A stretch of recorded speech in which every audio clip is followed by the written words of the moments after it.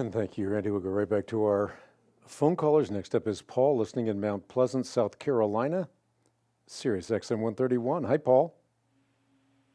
Hi, Hank. Good evening. Thank you so much for your ministry. I really enjoy. I listen all the time. I've learned a lot by listening. Really appreciate all that you do. Thank you. My question is about, I'm in a mega church down here in Mount Pleasant, Seacoast Church. We have 17 satellite churches.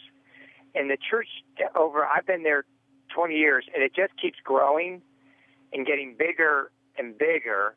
I do believe the pastors' hearts are good. I do think they're generous with their money and such. I don't think they're trying to make money off the church. I do wonder though when people they do that head nod for salvation.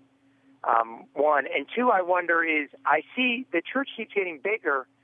And I do see people getting their lives changed, and I go to a Bible study, and I see people coming around. But I just wonder, in relation to it, we have a pastor coming down this weekend or this week to preach from Elevation, which is up in Charlotte in your area, Stephen Furtick. And I'd just like to hear your opinion of that church also. But the churches, they really stress the unsaved person. But then I notice a lot of people in the church are taking antidepressants. They kind of smile and they act like they're nice, but they're really, I think there's a lot of pain in their lives, and I think a lot of the needs of the congregation aren't getting met. And I was listening to what you said about the church in China, and that was very interesting. But I see the church and while I understand we want to get people saved, and I've heard you say it all the time on the Great Commission, but at the same time, I don't feel like the people in the church are necessarily getting fed. And I'd just like to hear your opinion of the mega churches, and they just keep getting bigger and bigger. Like right now, we're doing a fund drive, but we're always doing a fund drive to get more money to build the church bigger. I'd just like to hear your opinion on that, please. Well, sure. I think one thing that we all recognize is that the church is made up of imperfect people. This is not just in terms of the congregants themselves, but in terms of the pastors themselves. We're all imperfect people, and we have to keep that in mind. Some have psychological issues, some have physical issues. We live in a fallen world. So the church is made up of imperfect people, but it's also very significant that people are fed. And you use that word, and I think that's the appropriate word to use. If you have people who are malnourished spiritually, they're going to have a host of attendant problems.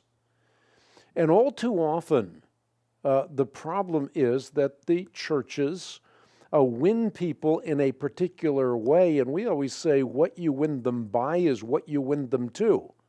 So if you win them by celebrity and by particular events, by emotional triggers, then that's typically how you keep them as well. So real important that the pastor is not just a pastorpreneur, but someone who is legitimately feeding the people.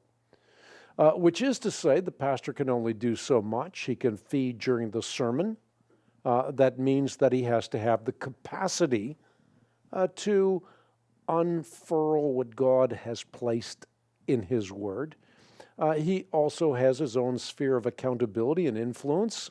He can encourage and he can exhort and he can equip those people so they in turn can equip others. So sometimes the issue is not the size of the church, but the health of the church. And as I mentioned earlier, what's critically important is that we worship God through prayer, praise, the proclamation of the Word. We experience genuine oneness. It's not we go to the event and then we leave. We're bouncing off one another, as I said earlier, like marbles in an empty cathedral, and that we're genuinely equipped to go out and communicate what we believe, why we believe it, and who we believe. The other thing that I think is very important and often neglected, and in fact I neglected saying it earlier, I neglected the main and plain thing, which is within the context of the church, we're also being fed, not just being fed by word, but also by sacrament.